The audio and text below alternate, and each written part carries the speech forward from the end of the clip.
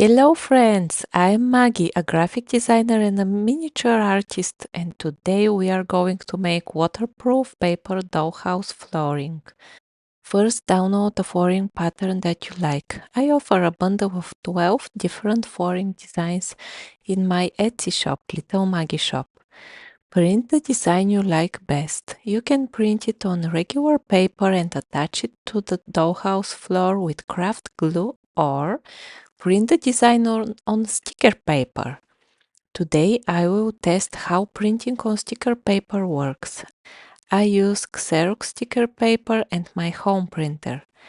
Attaching the sticky paper might be tricky. Do not peel off the entire backing at once. Instead, peel it off in sections and use a ruler or just your hands to smooth the paper onto the floor.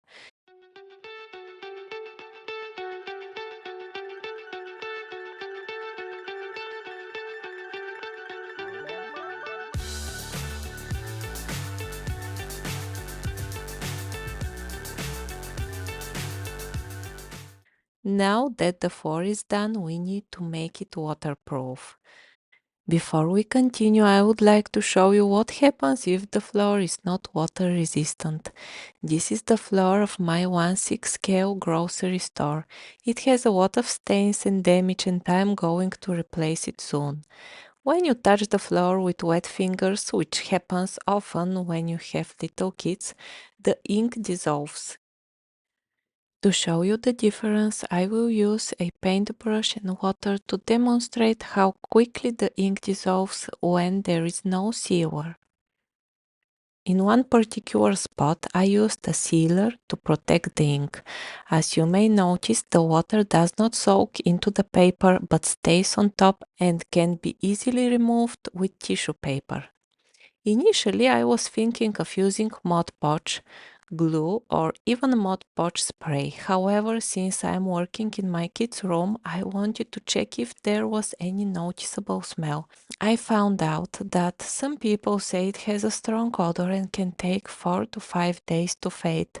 If you work in a well-ventilated space or don't mind the smell, Mod Podge is a good option, but I wanted to find a better odor-free alternative.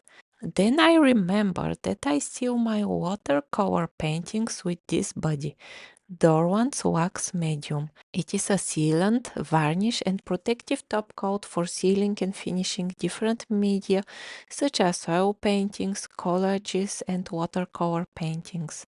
You can purchase it for $27 on Amazon.com or for £17. This is not an advertisement. I am just trying to find a solution using what I already have at home. I will use gloves to apply the wax. I watched a YouTube video where a watercolor artist used this same sealer for her paintings. She applied it without gloves since it is non-toxic, but I prefer to use gloves just in case. I take a small amount of wax and apply it in a circular motion. Repeat until the entire floor is covered. Then wait 24 hours and apply a second coat. I will test the floor after applying 2 coats, but you can apply a third coat if you'd like. Now the moment of truth. I will test one of the corners of the room. I plan to put a bookshelf there, so if I ruin the floor, it won't be a big deal. Okay, the water drop remains on top and does not soak into the paper. I'll add another drop and take a closer look. Yep, the drop really stays on top. This wax completely solves the issue. I will make another test, this time in the center of the floor with a bigger water drop. Again, the drop stays on top and does not soak in. I can gently remove it with tissue paper and the floor remains undamaged. If you find this tutorial helpful, please subscribe for more DIY projects and free digital sheets. Thanks so much for watching. If you like this video, please subscribe and leave down in the comments what you would like to see next. Bye!